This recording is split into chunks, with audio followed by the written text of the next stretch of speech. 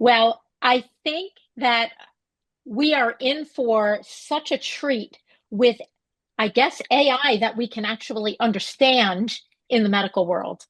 The number of women who are really struggling connecting the dots with their symptoms, particularly of perimenopause, and then sort of having the aha moment of knowing what's going on is just growing ever so slowly. And I really think that Sam Smith of Amissa has an amazing solution for this. Well, I love hearing that, especially coming from you as someone who has so much experience in the space and know what has worked and what hasn't worked. I just love the concept of providing a solution for patients, physicians, and payers so that everybody wins. And I can't wait to hear people's response to hearing what Amisa is offering because it sounds like everybody wins. And what could be better than that? Well, let's take a listen. Welcome to the Business of the V. Hello, friends and colleagues. I'm Dr. Alyssa Dweck. And I'm Rachel Braun-Sherrill.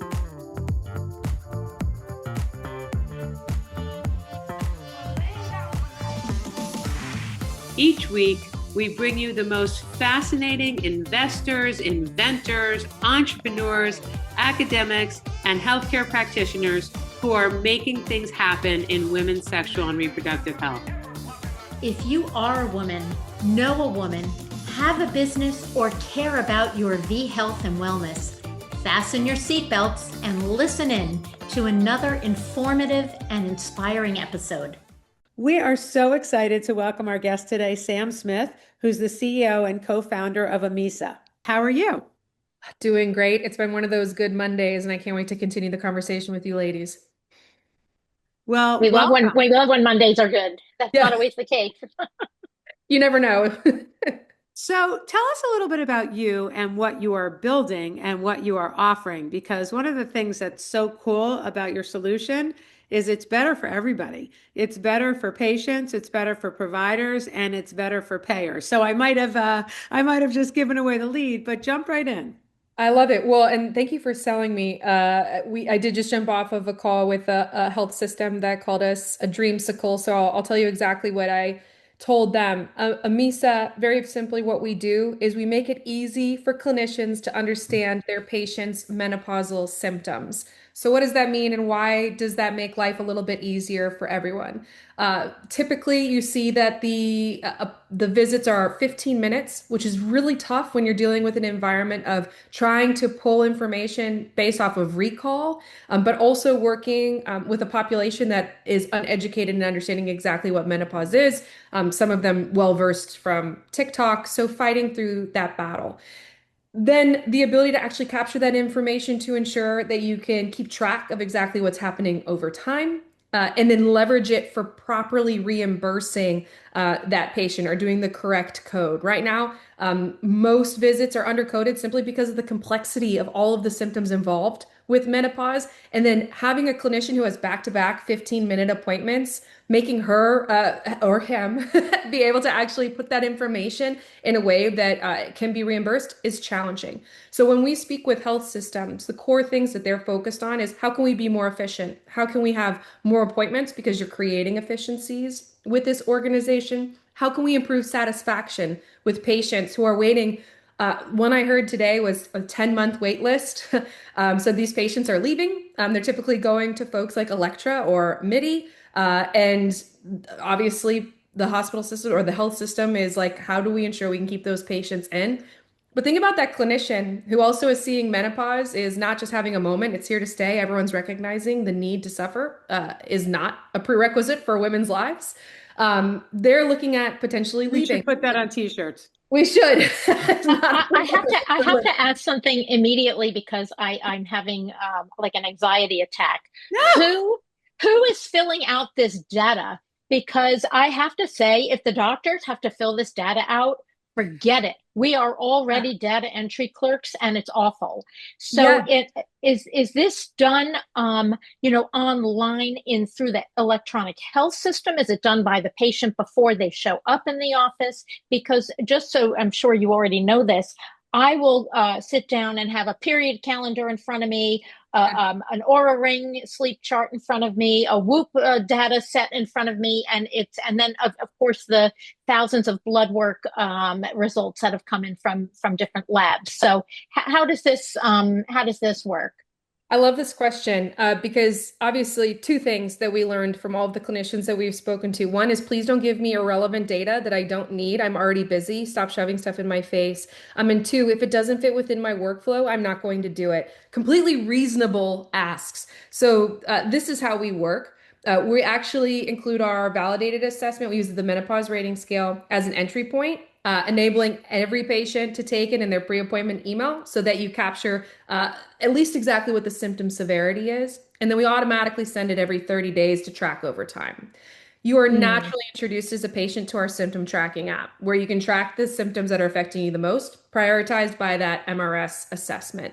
Then you can yeah, collect your wearable data, Whoop, Aura, Apple Watch, and we contextualize all of that information in one view for the clinician to use, leveraging AI by surfacing the things that are the most important, but making sure that those observations are available for you as a clinician to assess yourself as far as what next steps you might want to take. So everything you said so far is done by the patient and then simplified and summarized for the physician.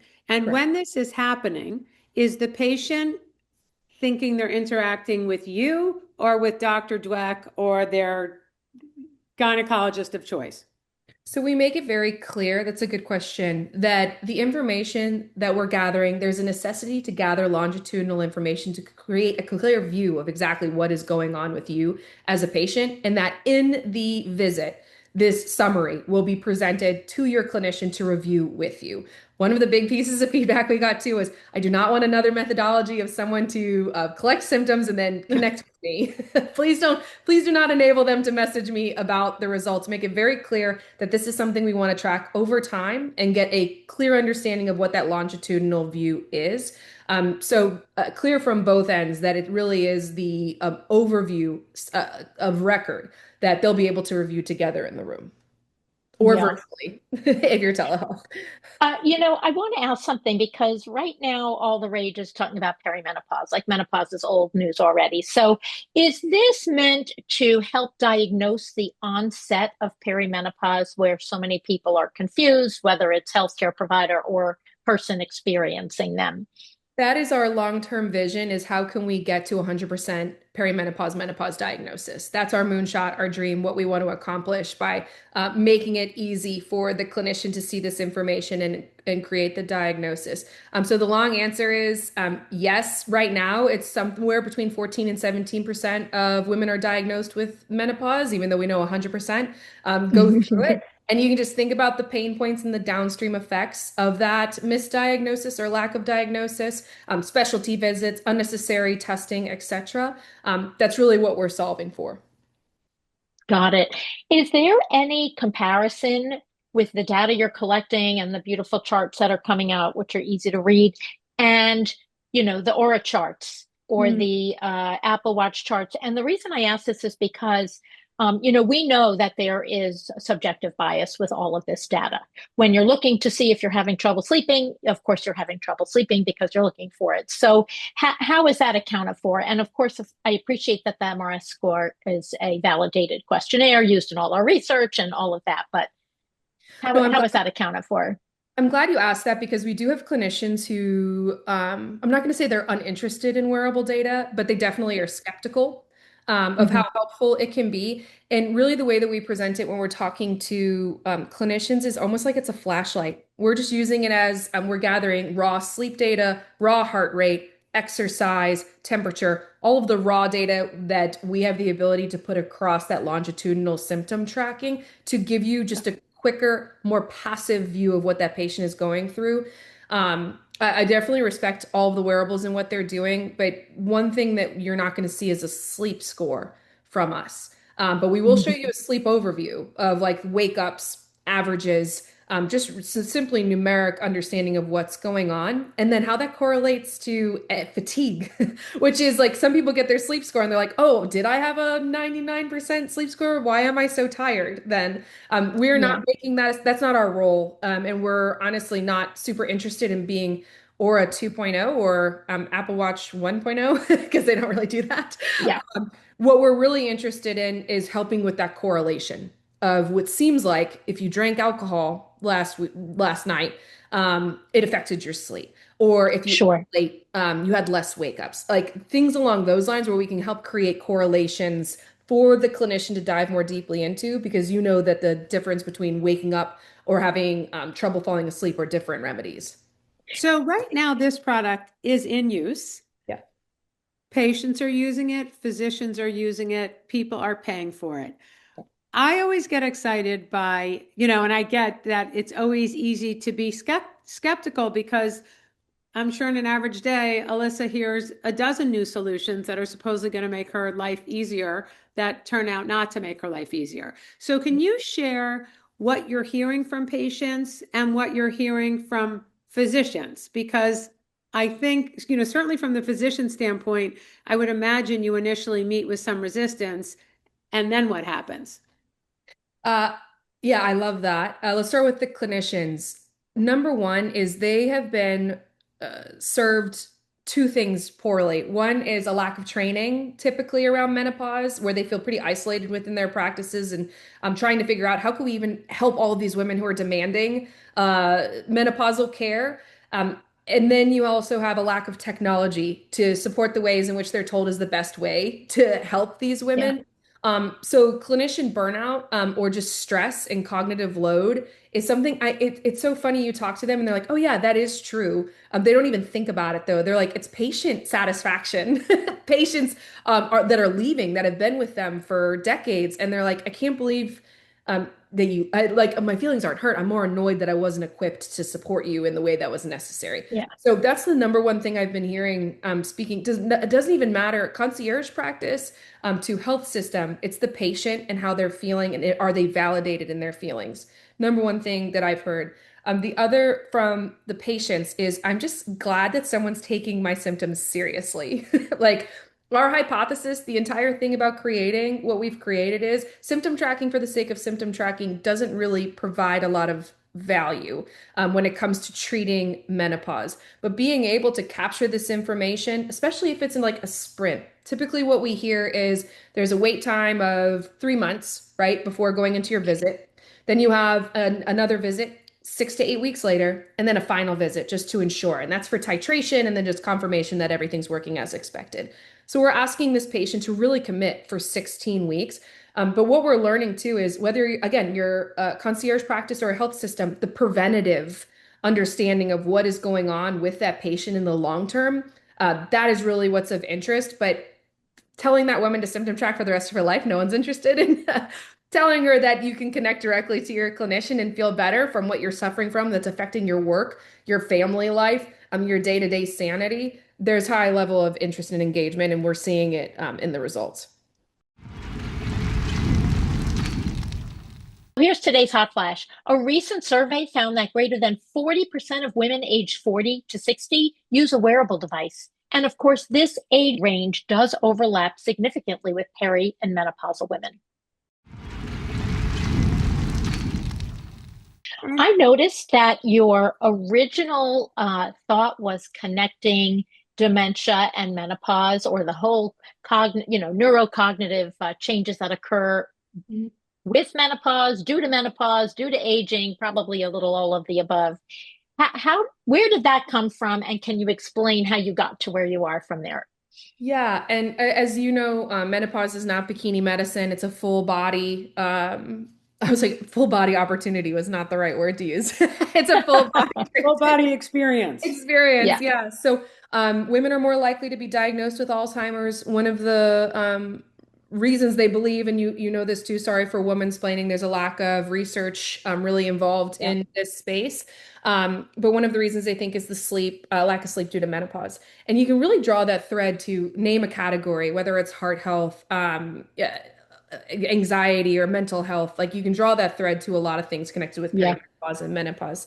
We are NIH backed. Our was on the dementias. How do we support researchers in collecting wearable data to understand exactly what's going on in whatever way that they can? And then Dr. Rebecca Thurston, who was the past president of the Menopause Society, she's on our medical advisory board. She was like, "Would you like to actually make a difference in the world? If you focused on menopause, you can still collect all of this information, you can still support research, but you also can help women today." That really was what got us on this track. And I will tell you that whether it was the two sales calls I had today or every other conversation before, I have yet to meet a clinician who has not asked, can we research? Can we also do research with this data while helping our patients? And that's really the big get here, which is we're creating the largest data moat in menopause care period. Think about what we could do if we enabled researchers to at least have that understanding of where to go. And if you think about GLP-1s or even weirdly ADHD medication or the estrogen patch shortage. And how did that affect the women who are living today? We're the only ones who are equipped to set up and to see exactly what that is. Yeah. So you had used an expression early on that I wanted you to explain to people who are listening, because I think it's one of the big, for me, from the business perspective, one of the unique selling propositions that you have. You referred to this care as undercoded, and I want to connect that to something that you said earlier on. You are not creating time. Practitioners still have how much time they have with their patients. You are not extending their day. You're not trying to make their life harder. But Yep. by fixing the undercoding, when you explain what that is, what is the impact on both the physician experience, physician revenue, and the patient experience? So first define it and then tell us how it's impacting all those things. Right. So the coding for menopause or the menopausal care, first thing foremost, again, we're not reinventing the wheel. We're not promising new codes. Typically is being coded between 99212 and 99215, and that's based on the complexity of the symptoms. So for evaluation and medical decision making codes. Now, the documentation needs to be able to support the higher level codes, which takes time to ensure it's all appropriately documented to ensure there are no denials. The number one that I've heard from clinicians is please do not set me up to fail. I am not trying to grease every dollar out of this patient. I just want to make sure I'm coding them appropriately. So And with you the want to get paid for the services that you deliver. 100%. And then they do have to, I mean, the conversations as you go past clinicians into, higher ups becomes a bit more. We need to be able to make the RVUs make sense. We need to make sure that we're spending time wisely and positioning our operations in an appropriate way. But currently, most of these visits are being undercoded simply because of that fear of not having the appropriate information in one view to be able to So apply. meaning if you're undercoding with this solution, you have the information to justify a Correct. code that might have additional coverage. Exactly. And this doesn't involve any more time. It's the exact amount of time this clinician would have spent with that patient. In general, we are simply just making it easier for them so they don't have to be burdened with additional charting to prove a more complex code.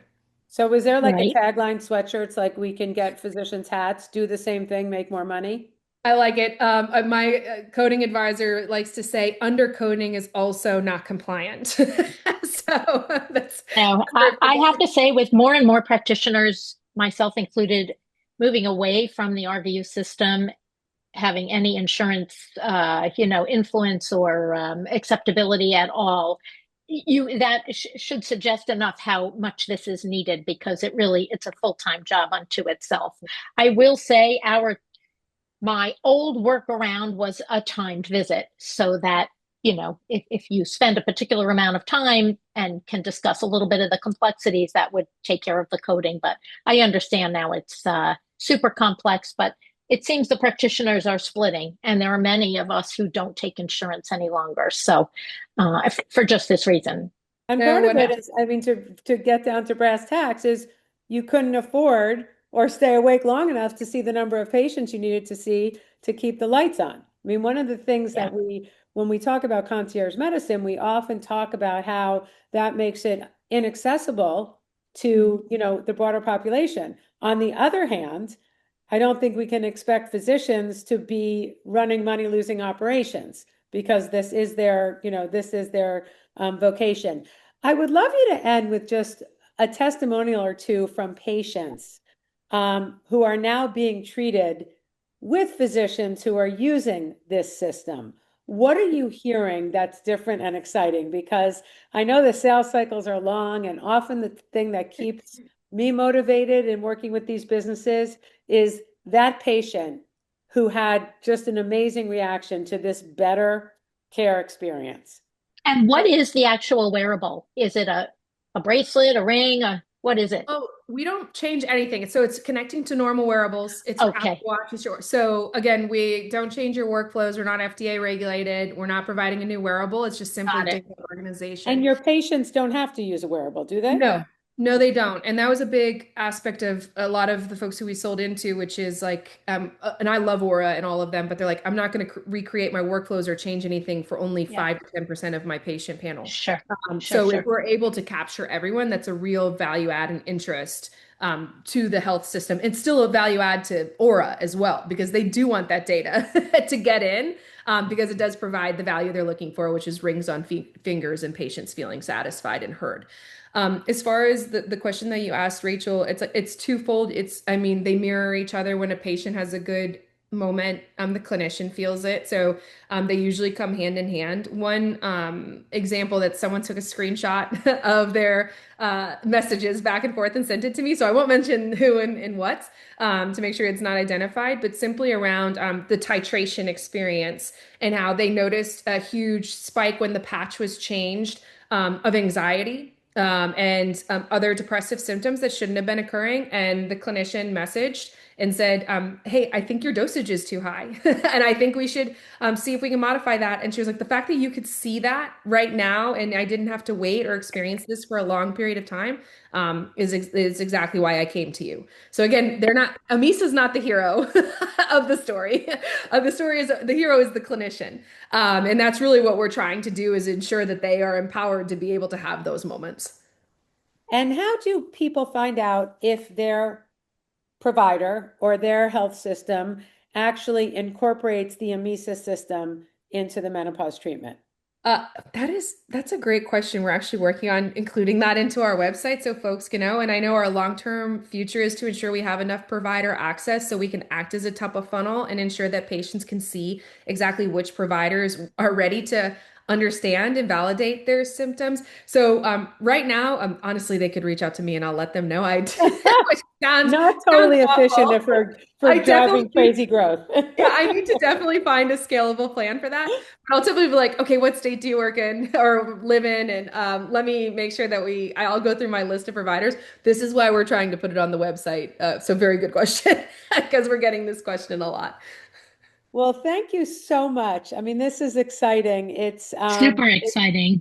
Oh, It's thanks. new, and to sell Alyssa on a new provider solution is requires a high bar. She has an immense amount of experience and education and is, as I mentioned, pitched constantly. So it sounds like you're really cooking with gas and, even closed some deals today before we got on the phone. Keep it going. And, hopefully when we speak to you again in the very near future, the world will be a happier place for menopause patients and providers. Agreed. Yeah, Thank you for giving the platform that's really yeah. important to make sure we can spread the message. I really appreciate you ladies and your time. Thank you. Thank you so much, and best of luck. We are cheering from the sidelines. I love it. Don't forget, subscribe to our podcast at businessofthev.com for the latest trends and trendsetters in women's health and business.